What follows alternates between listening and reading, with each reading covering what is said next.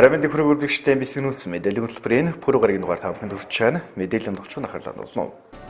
Өсвөрийн тамирчин Батгшиг дэлхийн аварга шалруулах тэмцээний мөнгөн медаль хүртэж нутгийнхаа нэрийг дэлхийд зөрчилдүүллаа. Бүлгийн зохион байгуулалтаа ногоотоор айлах арга хэмжээнд 50 хүн хамрагдаж байна. Хүнсний бүтээгдэхүүн урьдчилан сэргийлэх хяналтыг хийж эхэллээ. Монгол Улсын экологийн бүс нутгийн үнэлгээний судалгаа хийгджээ. Эдгэр Алмст мэдээллийн дэлгэрэнгүй одоо хүргэе. Мэдээлж байна. Абу Даби хотноо болсон жижигцөөгийн дэлхийн өсвөр үеийн арга шалруулах тэмцээний хүүхвсний огт ангиллын 57 кг-ийн жинд Б Батгшиг мөнгөн медаль хүртэж нутаг усныхаа нэрийг дэлхийд зурагдуулаад ирлээ.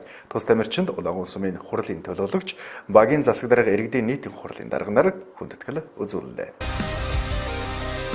Абу Даби хотноо болсон жижигцөөгийн дэлхийн өсвөр үеийн авраг шалруулах тэмцээний хүүхвсний огтын ангиллын 57 кг-т тэс сумын харьяад Батгшиг мөнгөн медаль хүртэж Увс аймагт анхудаа өсвөрийн дэлхийн аваргын мөнгөн медалийг авчирч ээж аав ах トゥ багш нутгийн зоноолноо баярлууллаа. Батгшигын төрөлцөө сургалтаа биеийн тамир спортын нууц сургуулийн сурагчин тэрбээр 1-р тойрогтой зохион байгуулагч Арабын нэгдсэн Эмират улсын бүх Майта султаныг ялсан бол хагас шигшээ дахин эзэн орны бүх Мариамыг 9 тэгээр хожжээ. Аваргын төлөөх барилдаанд Чехийн бүх Анита Покернад 6-2-оор ялагдсанаар мөнгөн медалийг хүртсэн байна.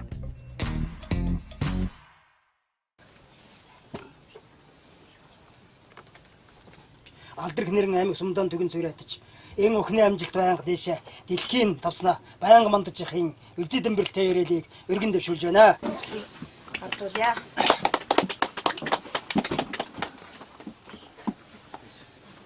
За ингэ амжилт хийсье. Сурлагын спортын юм дээр. Арабын нэгдсэн Эмират улсад басан Абу Даби хотноо зохиогдсон өсвөрийн дэлхийн аваргын жижиг бүхэн дүрэлт 57 кг-ийн жинд мөнгөн медаль хүртсэн байгаа. Тэгээд юуны өмнө амжилт бүхний өмнө даалгаа тушаа зогсож байсан тий. Аав ээж, ах トゥ нар багштаа маш их баярлаа гэж хэлмээр байна. 150 орны 2000 хэдэн тамирчид орсон. Тэгээд 57 кг-ийн жинд цэнхэр бүсний ангилалд орсон. Өдөрөө шилдэг тамирчид ирсэн. Тэгээд тэр дундаас өөрийгөө ялан дийлээд тэгээд 2-р байрандаа орсондоо маш их баяртай байгаа. Олимпийн медальд сумын аваргын бас заламж халаа бас ингэ сууж ийн гэж бидний хувьд тийм ээ бас өвсөн ард түмний хувьд бас ойлгож байгаа бах. Тэгэхээр энэ ард түмдээ хандаад бас чиний ард бас юу өөргөө сууж исэн ээж аавдаа хандаад юу гэж хэлмээр. Аав ээжтэй болон тэгээд маш их баярлалаа гэж хэлмээр байна. Ард түмэндээ маш их баярлалаа гэж хэлмээр байна. Ахыдаа баярлалаа гэж хэлмээр байна. Ер нь яг охин нэг медаль авсан гэж тэр сонсон мөчид танд яг юу бодогдчихсэн бэ? Өнөө хөдлөл гэж бодогдчихсэн. Олон улсын хэмжээний мастер гэх медаль зарласан. Батгшиг. Монгол улсын тамирчин. Тэр үе таныг ирвэлэх яг яаж хүлээж авсан бэ? Би хүн шүкэр байсан. Энэ одоо замд хөтлөн оруулахад бас таны ах маш том хэмжээний үүрэг гүйцэтгэсэн гэж байна шүү дээ тийм ээ. Одоо энэ багш нар болоод тийм ээ. Одоо хүлээж авч байгаа энэ ах トゥ нартай хандаад бас юу гэж хэлмээр байна. Одоо ахтаа бас юу гэж хэлмээр байна. Баярлалаа гэж хэлмээр. Тэр дасгал жуулагч багшаас хазааж үг зөрж болохгүй гэж би маш их загтсан шүү дээ. Миний дэг одоо энэ замд хөтлөн оруулсан Баточир багш, аймгийн арсан, олон улсын хэмжээний мастер ламын сосор одоо суралцж байгаа сургуулийн Эрдэнэт багш эднэрт одоо энэ зурагтаар энэ агшинд хорвогийн хамгийн сайн сайхан бүхнийг гүсэн яриаж байна. Тэгээд манайд одоо Улаанбаатар хотод янз бүрийн тэмцээнд ордог. Тэмцээнд орохдоо амжилт гарган зарим мэдэн амжилтан бас голно. Бас шүүгчдийн алдаа малдаа гарлаа гэж жоохон гоморхоо ярьдаг байхгүй. Тэгээд одоо би буцаж ирж энэ Баточир багштаараа бэлтгэл сургалтаа явуулъя гэд ингээд аав ээжтэй гарсан чинь дуудаж авахар болоод аав ээж ярьсан чинь цаанаас нь тэр Эрдэнэт багш юу яриад байна та нар наа чи 20 оны олимпиад бэлтгэж байгаа хөхт одоо энэ бол Монголын дэвж хамаагүй гэж загнасан. Тэгэл чимээгүй хайсан. Тэгэл энэ тэмцээнд нь тэгэл одоо нэг 4 сая 500 мянган төгрөгийн замын зардал гарсан тэрүүгийн тэгэл ах トゥ нараас нь тэгэл хуйн зардлын төлөөл одоо явуулсан да. Тэгээд одоо амжилт гаргаад ирсэн маш баяртай. Тэгээд өнөөдөр миний охин ингээд мөнгөн медаль авчирсанд би маш баяртай. Тэгээд тэр яг тэр цаг хугацаанд нь тэр тэмцээн болсон өдөр нь бол би сууж чадахгүй байсан угаасаа. Тэгэл миний охин ингээд мөнгөн медаль авлаа гэхэл ингээд Мэдээгээр гарчаа гэхээр би бүр харж чадахгүй арай үнэн болоо худлаа гэж би тэгж жаад харчгаад огноо тэгэл хөлөө яста газар тавьж чадахгүй л байж байгаа л тэгэл юу яасан тэгээд бүх дэмжсэн ах дүүнэр тэгээд уснуудынхаа ард түмэн бүх юуда баярлж байна. Ийхүү дэлхийн хэмжээнд Монгол улсынхаа нэрийг гаргаж ирсэн Батгшиг охинд улаан сумын иргэдийн төлөөлөгчд хурлын төлөөлөгчд багийн засаг дарга иргэдийн нийтийн урлагийн дарга нар өөрийн биеэр очиж хүндэтгэл үзүүллээ. Сумын гарсан төрж анх Тэсийн голын унган хурдан тэрхийн голын күйхэн царайлгад Тэсийн голын тэрэг сайхан КВН-с хан ижил гэрвэл бололцоод анх Увс аймгийн Улаангом сум анх Тэсээс гарч ирээд Улаангом сумын 9 дугаар баг дээр хөрөлдсөн ирж амьдарч байгаа Басан Жавын охин Батгшиг өнөөдөр дэлхийн тавцнаас мөнгөн медаль хүртээд унган төрлөх нутг Увс аймгийн Улаангом сумын 9 дугаар багийн энэ нутагт аав ээжийнхээ өргөнд хөрөлдсөн гэрч чадах баяртай байна. Энэ өргөнд өнөөдөр манай Улаангом сумын 9 дугаар багийн засаг дарга, 9 дугаар багийн иргэдийн нийтийн хурлын дарга, Улаангом сумын 9 дугаар багаас Улаангом сумын иргэдийн хуралд гарсан хоёр төлөөлөгч өөрийн биеэр бид нар хөрөлдсөн ирээд байна. За энд хөрөлдөж баяр хүргээд бас өнөөдөр хүн сэтгэлээр явдаг. Энэ дуудах нарыг аав ээж өгсөөр дурсах нарыг хүн өрөөлж авдаг гэж дэлхийн тавцнаас өнөөдөр ингэж Монгол улс Увс аймаг 9 дугаар Улаангом сум 9 дугаар багийнхаа нэрийг түүний цаан өнөөдөр аав ээжийн өсвөрсөн үлгийн нутаг Тэсийн голын тэрэг сайхан 5 Тэсийн усыг өнөөдөр түрээдүүлж яваа энэ охины амжилт байнга дээшээ 20 онд болох Олимпиад гараагаан дээшээ бүр мандуулж алтан медаль авахын төлөө ад жаргал хамгийн сайхан мөгнийг көсөн өрөөж байна. Манай 9 дугаар багийн иргэн Басан Жавын Батгшиг маань дэлхийн аварга шалгаруулах жуудаа бүхийн тэмцээнд оролцоод амжилттай оролцоод мөнгөн медаль хүртсэнд нь баяр хүргэж хүндэтгэл үзүүлж хурлын дарга болон сумын иргэдийн хурлын төлөөлөгч нартайгаа хөрөлцөн ирсэн байна бид нар. За өнөөдөр манай Улаангом сум 9 дугаар багийн иргэн манай Басан Жавын охин Батгшиг маань дэлхийн өсвөрийн дэлхийн аваргын тэмцээнүүдэд мөнгөн медаль аваад өнөөдөр Увс аймагтаа ирлээ. Одоо бид бүхэн бас 9 дугаар багийн төлөөлөл Улаангом сумын тэргүүл одоо төлөөлөгч за багийн дарга иргэдийн нийтийн хурлын дарга бидгэд өнөөдөр Батгшигтай хүндэтгэл үзүүлээд одоо өнөөдөр ирсэн байна. Бид нар залуу хүнийг баг гэлтгүү бас дээш нь өргөж урамшуулж дэмжиж явах хэрэгтэй. Одоо олон улсын тэмцээнд үнэхээр том амжилтыг гаргаад ирсэн Батгшигтай одоо нутгийнх нь улс үргэлж хамт явдаг шүү. Инээс цааш олон амжилтанд нь нутгийнх нь улс түшиж явах болно гэдгийг хэлээд одоо цаашдын ажилд тэмцээнд оролдоонд нь амжилтанд нь өндрөөс өндөр амжилтыг хүсэж байна. Батгшиг багаас л барилдах сонирхолтой хүүхэд байсан бөгөөд түүнийг спортын зам хөдөлгөөн оруулсан хүн бол авга ах аймгийн Арслан Сосор юм байна. Ийхүү Батбачир багшийн заавраар хичээлж улс төдийгүй дэлхийн тавцанд барилдаж олон амжилтыг гаргахад байгаа юм. Тэрээр энэ жил 17 настай бөгөөд 2020 оны олимпиад оролцохоор бэлтгэлээ бацааж байгаа юм. За ингээд Жөөзөгийн дэлхийн аваргаас мөнгө төлсөн Батгшигтай бас баярлж байна. Тэгээд одоо Увс аймгаас өсвөрийн тамирчдаас анхны мөнгөн медалийг авсан. Тэгээд манай Батгшиг бол бас удам сайтай аймгийн Арслан олон улсын хэмжээний мастер Сосор Монгол улсын начин олон улсын хэмжээний мастер инквайри тий удмын бүх юм байгаамаа. За ингээ Батгшиг одоо одоогоос 4 жилийн өмнө анх бэлтгэл хийж ихсэн юм аа. Тэгээд цаашаа дээр авах нь Сосор Арслангийн санаачлагаар спортын дунд сургууль байгуулалтын анхны сурагч тамирчнаар оролцсон. Тэгээд бас тэр тэмцээн уралдаанд оролцох тэр арга замыг нь бас ааж өгсөндөө бас баяртай байд юм аа. Тэгээд одоо Батгшиг бол 2020 оны одоо Олимпиад бэлтгэж байгаа тамирчин. Тэгээд Батгшигтай бас Олимпийн авраг болоорой гэдэг өрөөлийг тавья. Батгшиг удахгүй болох сан бүхийн Азийн авраг шалгаруулах тэмцээнд оролцохоор бэлтгэлээ олзож байна. Ийхүү нутаг орон төдийгүй аймгийнхаа нэрийг дэлхийд цуурайтуулаад ирсэн Батгшиг охиндоо спортын нэг замд нь сүүн цагаан өрөөлийг нийт үзэгчдийнхээ өмнөөс хүргэж байна.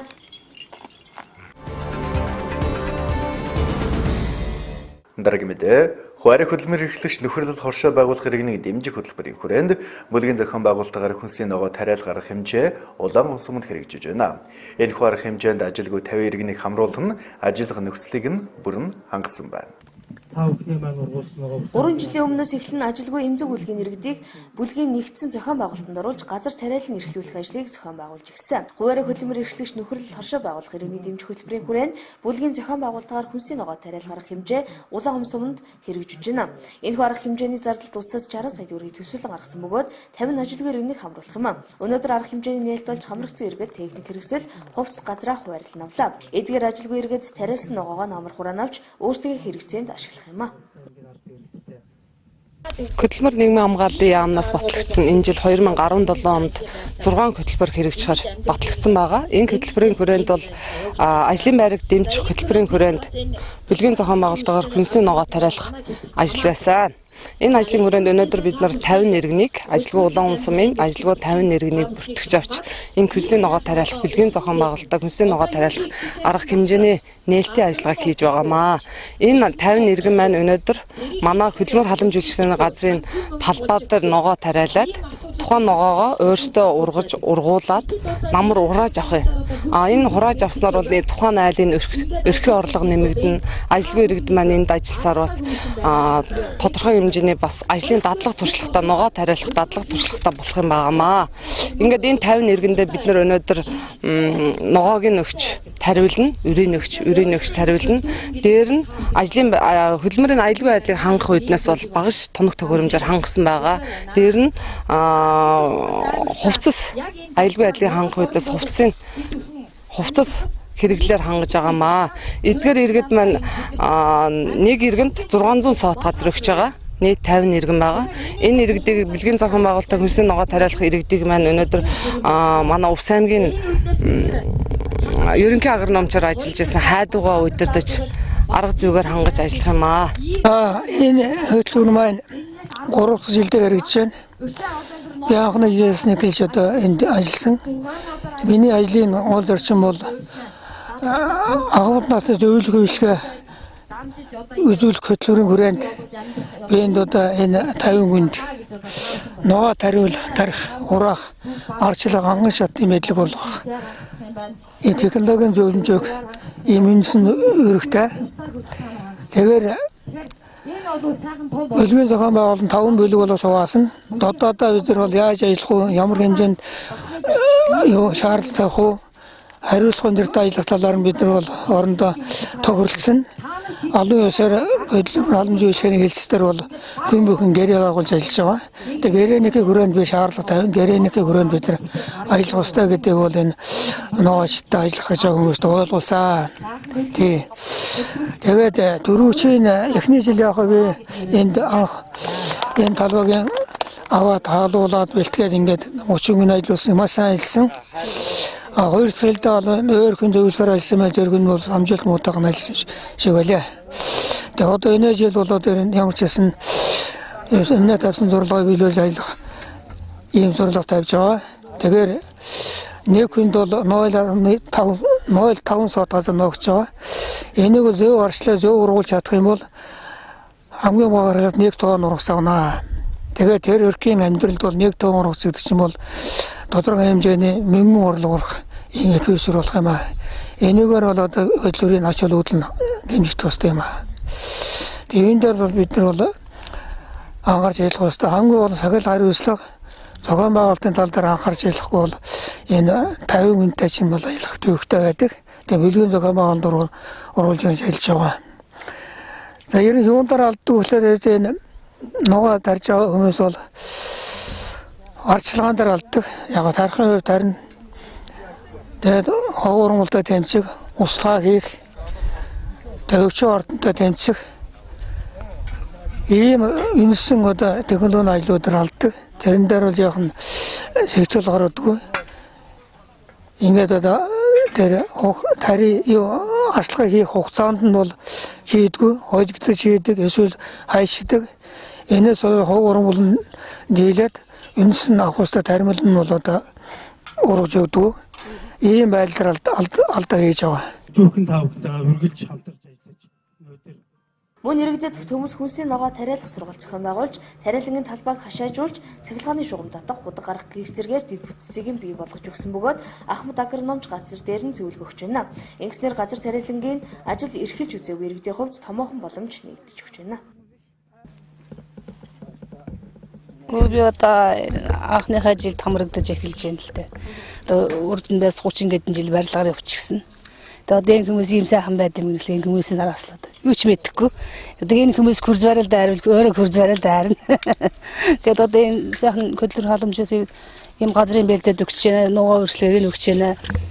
Одоо хувь цонор одоо бүх багш юуг нь өгч байгаа, зааварчилгааг нь өгдөг хүнтэй тусгай ийм бүх бэлэн болсон нөхцөлд энэ дэр одоо хөдөлмөрийнхаа үр шимийг хүртий, үр шимээ хүртсэн нөхцөл энэ одоо бидний эрдэн одоо гарах үз намар хүмүүсийн хөдөлмөрийг одоо бүх хөдөлмөрчтэй бүгдэнд нь эвтэй байя бүгдээрээ тэгээд одоо бүгдээрээ л 11 хурус хурааж авъя. Өнгөрсөн жил тус арга хэмжээнд хамрагдсан 40 хүний 30 л хуваарлж авсан газрынхаа үр шимийг үзэж 70 гаруй тонн хүнсний ногоо хураавчээ. Тэгвэл энэ жил тус арга хэмжээнд хамрагдсан 50 иргэнийх ариуслахыг нэмэгдүүлэх зорилгоор өнгөрсөн жилээс эхлэн журам гаргасан бөгөөд журам зөрчсөн иргэнтэй гэрээгээ туслан дараагийн хүнтэй гэрээ байгуулах зарчмаар явхаар болсон байна. Сайхан амьдрал хөс туслуулан хөлмөрлөхөөс бий болдог энэхүү арга хэмжээнд хамрагдсан иргэд нөхцөл болцоог нь бүрдүүлж өгсөн энэ газарт амжилттай ажиллаж амжиргаагаа дэвшлүүлэх бүрэн боломж нэгдэж байна. Тиймээс энэхүү боломжийг алдалгүй хөдөлмөрлөж хөлмөрийнхөө үр шимийг хүртэх хэрэгтэй. Гадаад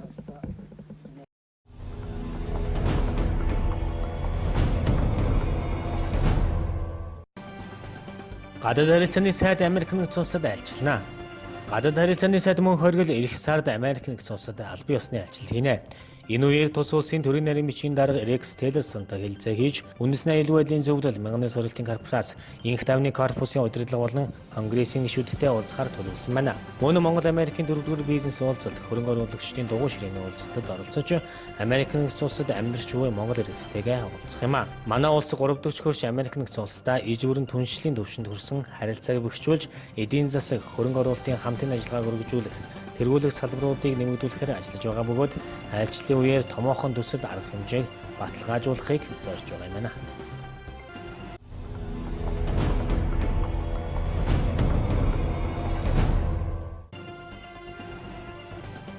Монгол улс олон улсын валютын сангийн хөтөлбөрт хамрагдаж 5.5 тэрбум $, зээл авахар боллоо. Олон улсын валютын сангийн захирлуудын зөвлөл Монголын цагаар өчигдөр шөнө хуралдсан. Тэгвэл хурлаар Монгол улсыг тус сангийн өргөтгсөн санхүүгийн хөтөлбөрт хамруулах шийдвэр гаргажээ. Энэ талаар өнөөдөр сангийн яам Монгол банк олон улсын валютын сангийн суурин төлөвлөгчийн газар хамтран дэлгэрэнгүй мэдээлэл хийсэн. Олон улсын валютын санд Монгол улс хамрагдсанаар $440 сая санхүүжилт буюу нийт 5.5 орчим тэрбум $-ын хөнгөлөлттэй зээл авна. Уг хөтөлбөрт бүгд найрамдах Хятад ард улсын Ардын банктай байгуулсан 2 тэрбум $-ын өртөгтэй СПОП хэлэлцээр багтаж байгаа юм. Харин үлдэж байгаа 3.5 тэрбум $-ыг олон улсын валютын санд Дэлхийн банк, Азийн хөгжлийн банк болон бусад хандивлагч орнуудаас авахар төлөвлөжээ. Олон улсын валютын сантай хамтран хэрэгжүүлэх өргөтгсөн санхүүжилтийн хөтөлбөр нь 3 жилийн хугацаанд хэрэгжих юм байна.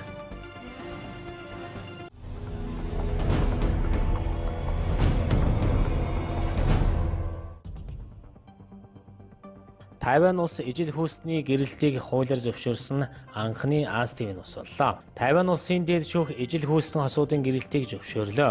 Өнөөдрийн хүртэл зөвхөн эрэгтэй эмэгтэй хүмүүсийн хоорондын гэрэлтийг хуулиар зөвшөөрдөг байсан тус улс нь ийхүү Аз ТV-д анхудаа ижил хүйсний гэрэлтийг хуульчилсан улс хэмээн түүхэн режигтгэр боллоо. Тайваны дээд шүүхийн 14 шүүгч тус улсын үндсэн хуульд эрэгтэй эмэгтэй хүмүүсийн хоорондын гэрэлтийг зөвшөөрж байсан нь хүн бүр тэгш эрэгтэй байж эрхээ бүр нь хамгаалуулах үндсэн хуулийн заалтыг зөрчсөн заалт хэмээн үзжээ. 2 жилийн өмнөөс хэлэлцсэн ижил хүйсний хосын гэрэлтийг хуулиар зөвшөөрч батлан бүртгэх тухай хэлэлцүүлэг нааштайгаар шийдэгдэн дуслаа. Сүүлийн 15 жилийн хугацаанд Канада, Колумб, Ирланд, Бразил, Америк нэгдсэн улсын иргэн нийт 16 улс ижил хүйсний хосын гэрэлтийг хуулиараа зөвшөөрсөн байдаг байна.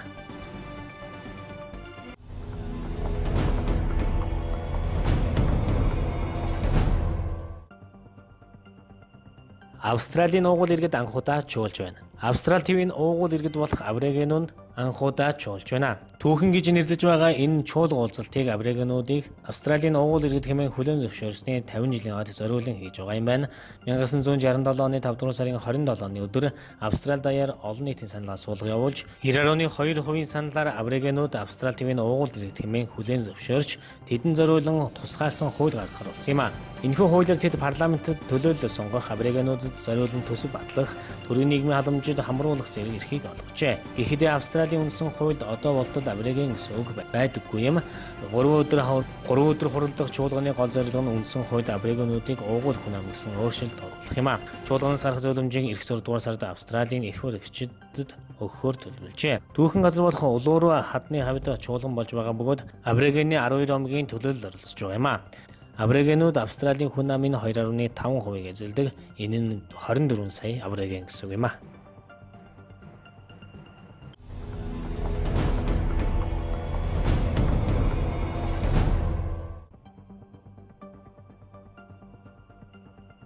«16 настай хүүхэд харамлт өгч эмнэлэгт хүргэжээ. Сүүлийн үед залуус тархины цус харамлт зүрхний шигдээс өвчнөр өвчлөгөлжээ. Саяхан шайстины нэрэмжит улсын 3 дугаар төв эмнэлэгт 16 настай хүүгийн тархинд харамлт өгч эмнэлэгт хүргэгдэн ирсэн тохиолдол гарсан байна. Уг нь харамлт өгсөн өвчнүүдийн дийлэнх хувь нь 40 орчим хувийг 40-60 насных нь эзэлдэг байсан юм. Гэвч сүүлийн үед огцом залуужиж 16-аас 21 насных нь харуулт өгсөн онцлогоор эмнэлгийн яаралтай тусламж авч байгаа нь олон болжээ. Дээрх 16 настай хүүгийн тухайд удамшлын ямар нэгэн өвчнгүйч компьютер тоглоом тоглож хит их ядаргаанд орсны улмаас харуулт өгсөн байна. Ер нь энэхүү өвчлөлийн шалтгаан нь амьдралын буруу хэв маяг дадал зуршилтай холбоотой юм байна. 2016 оны 1-р сараас 2017 оны 2-р сар хүртэлх статистик тоо мэдээлэлээс харахад 1500 орчим хүн цочмог харуулт буюу тархины шигдээсээр өвчлсөн байна. Өөрөөр хэлбэл тус эмнэлэгт өдөрт 6-аас 10 хүн харуулт өгсөн ирдэг байна. Хэдийгээр харуулт өгсөн ч 3-аас 5 цагийн дотор эмнэлэгт хандвал өвчний хүндрэлээс сэргийлэх бүрэн боломжтой гэдгийг эмч нар хэлж байна.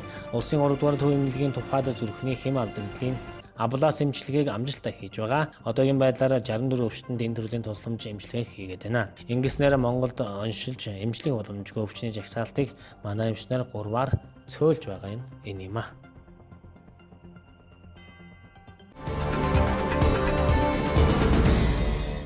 Дараагийн мэдээ хүргэе. Хүүхдийн баяр болох гэж байгаа холбоотойгоор мэргэжлийн хяналтын газраас төлөвлөгөөт хийн шалгалтыг хийж эхэлсэн байна. Иргэдийг хүнсний бүтээгдэхүүн сайдар хяналт тавьж худалдан авахыг мэргэжлийн хяналтын газраас анхааруулж байна. Мэргэжлийн хяналтын ерөнхий газрын даргын 2017 оны 1-р сарын 31-ний өдрийн техник 27 тоод удирдамжийн дагуу нийтэг амарсан баяр ёслолээр хүнсний аюулгүй байдлыг хангах зорилгоор хүүхдийн баяр үржилсэн сэргийлэх санал хяналт шалгалтыг хийж эхэлсэн байна. Хүнсний тухай, хүнсний бүтээгдэхүүний аюулгүй байдлыг хангах тухай, эрүүл ахуйн тухай хуулиуд болон холбогдох стандартын шаардлагыг үндэслэн хоол хүнсээр дамжих халдвар төвчний нэмэг үүсэж болзошгүй эрсдлээс үржилсэн сэргийлэх хүнсний бүтээгдэхүүн үйлчлэгийн аюулгүй байдлыг хангаж ажиллах талаар зөвлөмжийг байгууллага иргэдэд хүргүүлж байна. За манай мэргэжлийн хяналтын ерхий газрын 01 27 гэсэн удирдамжийн дагуу урьдчилан сэргийлэх хяналтыг бол нийтийн баяр ёслолын үеэр хийдэг байгаа. Энэ удаа түүхтийн баярын урьдчилан сэргийлэх хяналтыг одоо төлөвлөгөө гаргаад 11 залтаа төлөвлөгөө гаргаад тэрнийхээ дагуу ингээд хийгээд явж байна. За одоо хүүхдийн баяр болох гэж байгаатай холбогдуулна одоо ард иргэдэд сэрэмжлүүлэх хэрэгж байна. Энд юу юм бэхээр хамгийн гол нь хүүхдийн бэлэг подарах сонгож авахдаа хамгийн гол нь одоо үйлдвэрсэн огногийн тий хадгалах хугацаа горим хадгалах гормын хаана яаж хадгалах хэвээр юм те тэр гормынхаа тагаа хадгалсан байна уу юу тэгээд ямар хэний хийсэн бүтээгдэхүүн байна уу те хаяг шошхон тодорхой одоо гэрийн нөхцөлд хийж байгаа янз бүрээр хаяг шошохгүй ууц сав баглаа бодлого зайрмаг гэх мэт юмнууд их байгаа учраас тэр бүхнийг аль болохоор сонгон авахгүйгээр хүүхдүүд өөрсдөө авч идэхтэй хүртэл энийг бол сонгож авахгүйгээр одоо тухайн бүтээгдэхүүнээ гарал үүслээ сайн мэддэг байж авах шаардлагатай байгаа. Яагаад тэгэхээр одоо ялангуяа ууц сав баглаа бодлого зайрмаг нь болохоор гадны нэм бохирдолд бол амархан өртдөг тээвэрлж ирэх явцтай одоо хийж явах явцад хийгээд хадгалах явцад нэм бактериар бохирдох эрсдэл ихтэй учраас тэрнээс үүдэлтэй эзний халдвар төвчнүүд босоод ямар нэгэн хоол боловсруулах замын эрхтэн гэмтэх ийм эрсдлүүд байгаа учраас аль болохоор сав баглаа бодолтой бүрэн бүтэн байдлын шалгаад бит байдал нь алдагдаагүй ийм бүтээгдэхүүнийг авч хэрэглэхийг сэрэмжлүүлэн анхааруулж байна.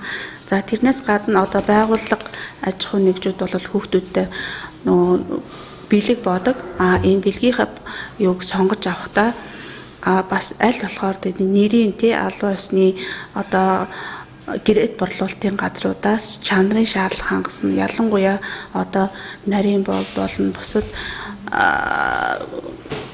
жуус ундаа зэргийг болохоор өөрийн аймгийн ус зэргийг бол өөрийн аймгийн яг шинэ үйлдвэрлэсэн бүтээгдэхүүнийг сонгож авах тал дээр бас анхаарах хэрэгтэй. Иргэд хүүхдийн бэлэг боох бүтээгдэхүүнээ сонгоо авахдаа бэлгэний зориултын хүнсний бүтээгдэхүүн бүрийн механик гэмтэл хадгалтын хугацаа зэргийг нэгтлэн шалгаж худалдаж буй орчин болон худалдагчийн хувийн нарийн цэвэр эрүүл ахуйн нөхцөл зэргийг анхаарах хятад солонгос араб гэх мэт унших боломжгүй хан зөвчөртэй Монгол тайлбаргүй хаяг шошготой удаадаараа нингийн богцолтой гарч байсан хятад улсад үйлдвэрсэн жижиглэн савлгаатай чавг хатаасан жимс нойшилсан халуун ногоо зэрэг бүтээгдэхүүнийг сонгон авахгүй байх түргэн гэмтэж муудах хадгалтын горим шаардах хүнсний бүтээгдэхүүнийг зориултын хөргөх төхөөрөмжийн температур ариун цэврийн байдал болсон болон түүхийн бүтээгдэхүүнийг тус тусдан хөргөөр хөлдөгшин ангилан хадгалсан орчноос сонгон авахыг мэргэжлийн хэлтийн газраас зөвлөж байна.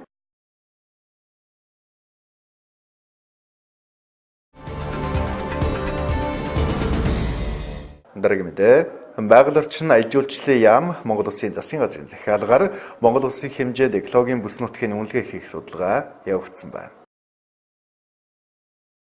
Монгол Улсын байгаль орчин аяж үйлчлэлийн сайдын 2009 оны 10 дугаар сарын 28 өдрийн 312 дугаар тууд тушаалаар Монгол орны хээрийн экологийн бүс нутагт эко бүс нутгийн үнэлгээ хийх уулуурхайг байгаль орчин сөрөг нөлөө багтаа төлөвлөх аргыг дээрх бүсэд туршин хэрэгжүүлэхэд оролцогч талуудын үйл ажиллагааг зохицуулах, мэдээлэл солилцох, хэрэгжилтний хяналт тавих зорилготой ажлын хэсгийг байгуулж, АИС-ны үр дүнд экологийн бүс нутгийн үнэлгээний ажил Монгол Улсын хэмжээнд хийгдэж дууссан байна. Монгол орны хялганат хээр нь хэдэн зууны туршид Монголын нүүдэлч малчтын хувьд малын чухал бэлчээр болохын хамт хээрийн олон зүйлийн амьтан ургамлын чухал амьдрах орчин болсоор ирсэн мэлээ. Сүүлийн жилүүдэд уул уурхай, газрын тос олборлол, түүнийг дагсан төмөр зам барилга зэрэг дид бүтэц эрчимтэй хөгжиж байна. Мөн газар тариалагны салбар сэргэн хөгжиж байна. Малын тоо толгойч эрс үсэж байна. Хүний үйл ажиллагаанаас үүдэлтэй сөрөг нөлөөлөл нь уур амьсгалын өөрчлөлтийн нөлөөтэй хавсарна. Амьтан ургамлын зүйлийн бүрдэл, цэвэр усны хангамж, хөрсний чанар зэрэг экологийн чухал үйлчлэгийг тасалдуулах, экологийн хэвийн үйл ажиллагааг эргэлт буцалтгүй өөрчлөлтөнд оруулж болзошгүй байна. Дээрх хүндрэл бэрхшээлийг даван туулж уур амьсгалын өөрчлөлтөнд амжилттай дасан зохицох, уул уурхайн хөгжлийг байгаль орчин нөлөө багтаагаар төлөвлөх, тусгай хамгаалалтаа газрын сүлжээг өргөдөх зэрэг байгаль хамгааллын төлөвлөлтийн чадварыг сайжруулахад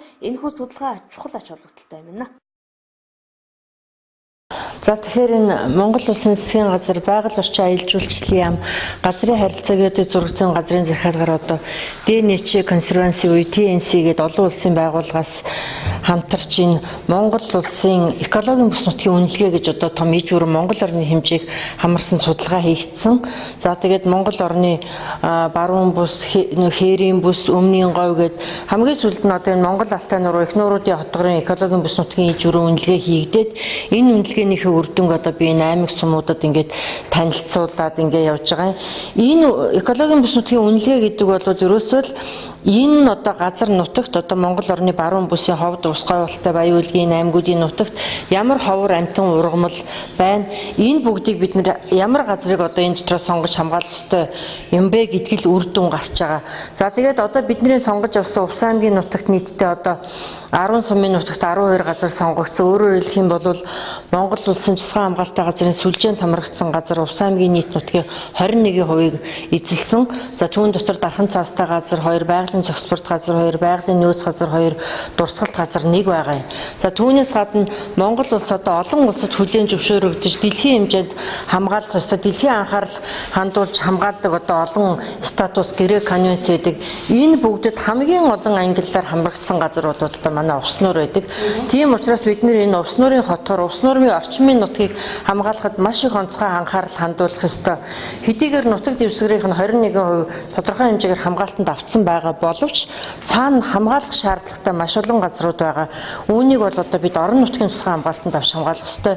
Энэ бүгдээр одоо миний явсан танилцуулсан сумууд одоо бүгдээрээ маш их сайн дэмжиж байгаа одоо аймаг сумынхаа иргэдийн төлөөлөгчдийн хурлыг хуралдуулаад шийдвэр гаргана гэж одоо амласан. Тэгэхээр энэ надад өгөх амлалт яг хамгийн гол нь одоо энэ газар нутгаа бид нэр үеийн үед үр хойчтой хамгаалан үлдээгдэл чухал ач холбогдолтой юм шүү гэдгийг одоо бүх хүн одоо ойлгох ёстой. Газар нутгаа одоо дархлан хамгаалах, экологийн чухал ач холбогдолтой хайрлан хамгаалах нь одоо эргэн бүрийн үүрэг энд бол эргэн бүхэн одоо оролцоотой байх ёстой шимтгшүүл гэдгийг одоо хэлэх байна. Сүүлийн үеийн судалгаагаар Монгол дагуурын ойд хээрийн 5.3% нь Монгол хялганат хээрийн 6.6% нь тус тус хамгаалагдсан байгаа нь улсын дунджаас доогуур юм. Монгол улсын үндэсний аюулгүй байдлын үзэл баримтлалд тал хээрийн бүсийн хамгаалтыг нэмэгдүүлэхээр заасан бөгөөд биологийн олон янзын конвенцийн талуудын 10 дугаар бага хурлын үеэр Монгол улс хялганат хээрийн хамгааллыг нэмэгдүүлэх үүрэг авсан. Энэхүү судалгаа нь хялганат хээрт тусгай хамгаалалтаа газар нутгийн сүлжээг өргөтгөх, уудуурхайн хөгжлийн нөлөөллийг хээрийн экосистемүүдэд нөлөө багтаах зохистойгоор төлөвлөхөд хувь нэмэр оруулах юм.